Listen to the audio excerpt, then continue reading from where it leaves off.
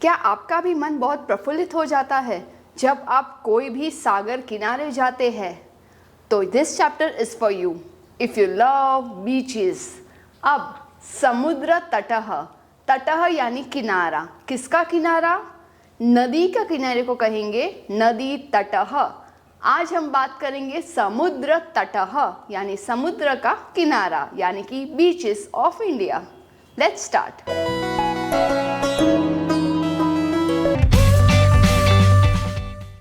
प्रिय छात्राः, नमस्ते। मैं हूं आपकी संस्कृत आचार्य डॉक्टर नम्रता। नमस्ते संस्कृत यूट्यूब चैनल पर आपका स्वागत है। हमारे साथ जुड़िए। Press the subscribe button and don't forget to click on the bell icon. So let's get started. आरंभम कुर्मः।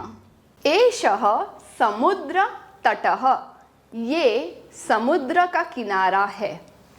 अत्र जनाः पर्यटनाय आगच्छन्ति। पर्यटन यानी कि टूरिज्म, घूमने फिरने के लिए। अत्र यहाँ पर जनाः लोग घूमने के लिए आते हैं।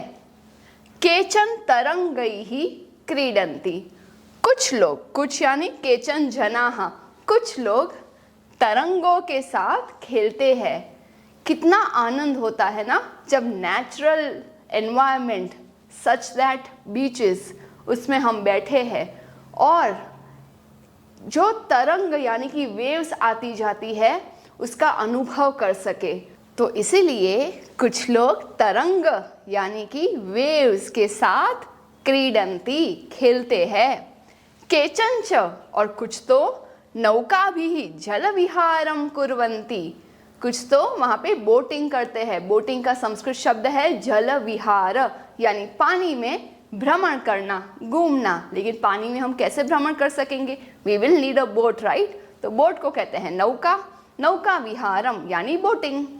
तो कुछ लोग तो बोट के साथ जल विहार भी करते हैं। सो नौका में जल विहार, तो एक वर्ड में नौका विहार।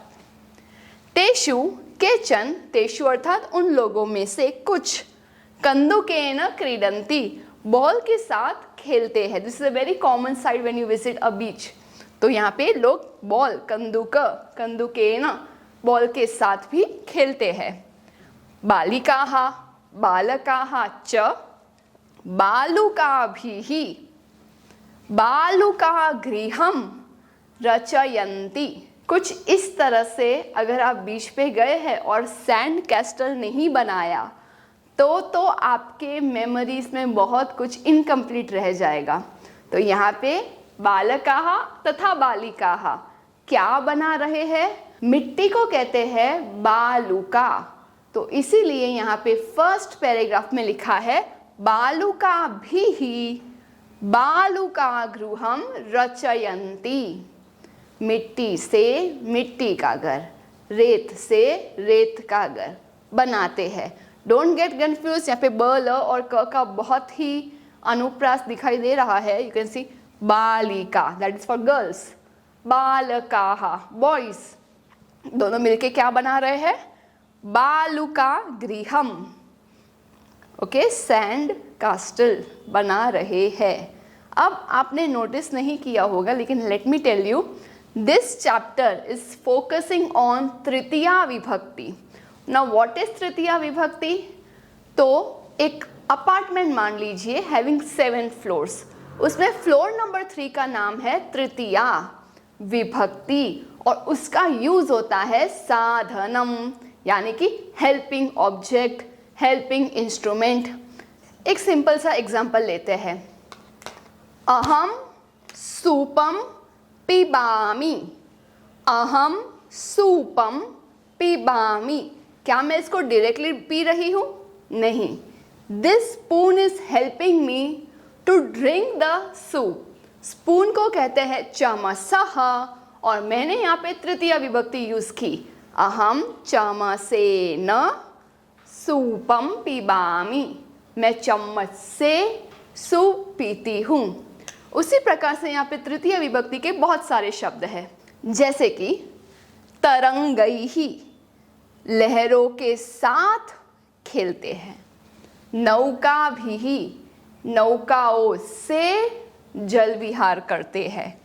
कंदुकेन यानी कंदुक बॉल से खेलते हैं, और बालुकाभिः रेत से बालुका गृहम यानी रेत का घर बनाते हैं।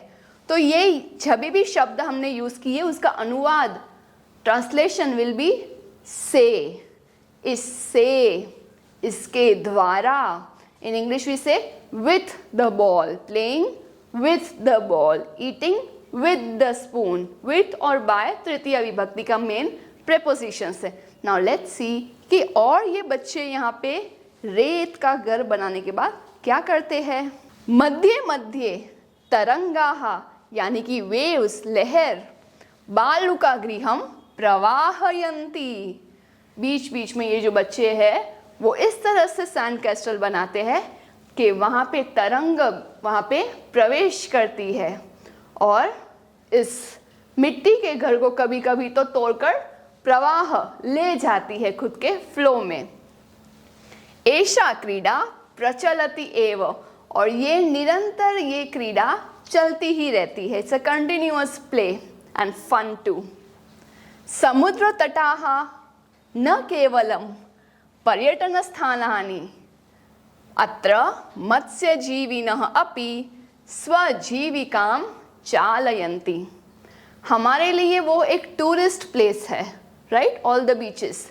बट ये कह रहे हैं कि समुद्र के जितने भी किनारे होते हैं वो केवल पर्यटन के स्थान नहीं है, सिर्फ घूमना फिरना हो गया, ये पर्यटन के स्थान तो है, लेकिन और एक चीज़ है कि मत्स्यजीविनः, ऐसे लोग जो मछलियाँ खाकर जीते हैं, उनके लिए, जो मत्स्यजीवी है उनके लिए भी अपनी जीविका, जीविका यानी आजीविका, वो मत्स्य पकड़ते हैं और उस मत्स्य को यानी मछली को बेच करके खुद की आजीविका, खुद का रोजगार कमाते हैं, तो खुद की जीविका चलाते हैं, चालयंती। तो इसके लिए भी this is a very important place. हमारे देश की बात करें तो हमारे देश में ये जो पेनिनसुला है, यानी कि we are having oceans on all 3 sides of our country, तो इसीलिए बहुत सारे फेमस बीचेस हमारे देश में दिखाई देते हैं। Some of them are Mumbai, Goa, Kochi, Kanyakumari, Visakhapatnam, Marina and Chennai. और तो बहुत सारे हैं, बट ये कुछ प्रसिद्ध है जिनका नाम उल्लेख हमारे पाठ्य पुस्तक में किया गया है। Let's find out. अस्माकं देशे, हमारे देश में, बहवः समुद्र तटाः सन्ति, बहुत सारे समुद्र के तट है। एतेषु, उन सब तटों में से, उनमें से मुंबई, गोवा, कोची 3 नाम हुए, कन्याकुमारी, विशाखापट्टनम और छठा है पुरी। पुरी यानी कि जगन्नाथपुरी। तो ये 6 के प्रमुख नाम आते हैं। अतीव प्रसिद्धाः सन्ति, बहुत ही फेमस है, प्रसिद्ध है। गोवा तटः विदेशी पर्यटकेभ्यः समधिकम रोचते। अब सब में से गोवा, ये जो समुद्र का तट है, वो विदेशियों को भी, दोज लिविंग इन अब्रॉड, उनको भी सम अधिकम रोचते, बहुत ज़्यादा ही रोचते यानी पसंद आता है। ये वही क्रियापद है जो रुच धातु यानी रुचि जिसमें हो, इंटरेस्ट जिसमें हो। So foreigners are most interested in Goa beach. Let's see आगे कौन से नाम है। विशाखापट्टनम तटः। अब सबके एक एक उन्होंने पॉपुलर थिंग बताए हैं। जैसे अभी बताया गोवा कैसा है, विदेशियों का फेवरेट स्थल है, और ऑफ कोर्स भारतीय का भी। बट दूसरे प्रसिद्ध स्थानों की प्रसिद्धता किस बात से है? तो व्हेन टॉकिंग अबाउट विशाखापट्टनम बीच, विशाखापट्टनम तटः वैदेशिक व्यापाराय प्रसिद्धः, वैदेशिक व्यापार के लिए प्रसिद्ध है, is famous for business related to foreign. So Visakhapatnam is a main spot. Next is Kochi. Kochi tatah narikela phalebhyah ज्ञायते. नारिकेला is coconut, श्रीफल वाला नहीं, वो जो कोकोनट ट्रीज पे होता है वो जिसमें से आप नारियल पानी पीते हो, मलाई निकाल के खाते हो, दैट इज नारिकेल। सो नारिकल फलों से जाना जाता है कौन सा तट? कोची तटः। मुंबई नगरस्य जुहू तटे सर्वे जनाः स्वैरं विहरन्ति। I am from Mumbai, so I can say you this by experience कि जुहू बीच में हम कैसे भी स्वैरम यानी मुक्त होकर के फ्रीली हम वहाँ पे घूम सकते हैं। इतनी ब्यूटीफुल प्लेस है जुहू बीच। चेन्नई नगरस्य मेरीना तटः। चेन्नई में आने वाला मेरीना नाम का जो बीच है, देशस्य सागर तटेषु दीर्घतमः। जितने भी हमारे देश में बीचेस है, समुद्र तट है, उसमें से सबसे लंबा बीच मेरीना है। क्या आपको ये पता था? अगर आपके आसपास कोई भी बीच है तो मुझे कमेंट में बताइए कौन सी जगह पे नियरेस्ट बीच आपको पड़ता है इन इंडिया।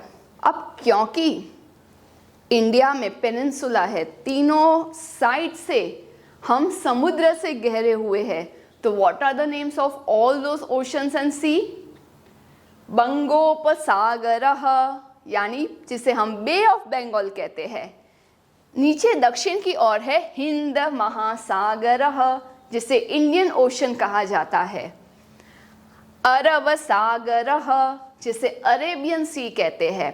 बस इसी का उल्लेख यहाँ पे दिया गया है। भारतस्य तीसरुषु दिशासु, भारत के तीनों दिशाओं में समुद्र तटाः सन्ति, बहुत सारे समुद्र के तट है। अस्मात् एव कारणात्, इसी कारण से भारत देशः प्रायः द्वीपः भवति। इसी कारण से ऐसा लगता है Bharat is a island. Island is a land जहाँ पे 4 दिशाओं में पानी होता है, सागर होता है। 4 तो नहीं, हमारे भारत में 3 साइड तो इतना समुद्र है कि हम उसे एक महाद्वीप कह सकते हैं। तो यही कह रहे कि प्राय द्वीप, लगभग हम उसे आइलैंड द्वीप कह सकते हैं। पूर्व दिशायाम बंगोपसागर, यानी ईस्ट की ओर हमारे पास बे ऑफ बंगाल, बंग उपसागर है। दक्षिण दिशायाम हिंद महासागर, साउथ में हमारे पास इंडियन ओशन है। पश्चिम दिशायाम च अरब सागरः अस्ति, और वेस्ट में हमारे पास अरेबियन सी है। क्या आपको पता है इंडियन पेनिनसुला में 3 सागर तो है, बट ऐसा कौन सा स्थल है जहाँ पे तीनों सागर, bay of Bengal, Indian ocean, Arabian sea साथ में मिलते हैं, उनका संगम स्थल है? करेक्ट, वो है कन्याकुमारी। और कन्याकुमारी में और एक स्पेशलिटी ये है कि वहाँ पे आप सनसेट और मूनराइज दोनों एक साथ देख सकते हैं। क्या क्या देख सकते हैं? सनसेट, सूर्यास्त, सूर्यास्त होने पर चंद्रोदय, ये 2 इवेंट्स एक साथ आपको वहाँ पे दिखाई देते हैं in Kanyakumari. So this paragraph is talking about that thing. एतेषां त्रयाणाम अभी सागराणाम संगमः, यानी मिलना, इन तीनों सागरों का मिलना, संगम, कन्याकुमारी तटे भवति, कन्याकुमारी के किनारे पर होता है। अत्र पूर्णिमायाम, यहाँ पे विशेषता पूर्णिमा के दिन यानी फुल मून के दिन, चंद्रोदयः सूर्यास्तम च युगपदम एव द्रष्टुम शक्यते। युगपदम यानी कपल के जैसे, अर्थात साथ में दिखाई देते हैं। तो मुझे ये भी शेयर करना, अगर आपने ये रेयर इंसिडेंट जो सिर्फ पूर्णिमा को दिखाई देता है ये एक्सपीरियंस किया हो। और अब हम मिलते हैं नेक्स्ट एपिसोड में, जहाँ पे हम समुद्र तटः ये पाठ के प्रश्नोत्तरी डिस्कस करेंगे। तब तक के लिए धन्यवादः, पुनर्मिलामः। Do some paropkar today. Share this video to those who are still confused in Sanskrit. Join our support system group exclusively for students of class 5 to 7, 8 to 10 and 11-12 onwards. Keep learning and have fun with Sanskritam. If you found this video helpful, contributions are open and welcome to the UPI number given in the description box. You can also contact WhatsApp number 8511 499 555. It's completely optional and your contributions will help us to create more free videos for all of you. धन्यवादः.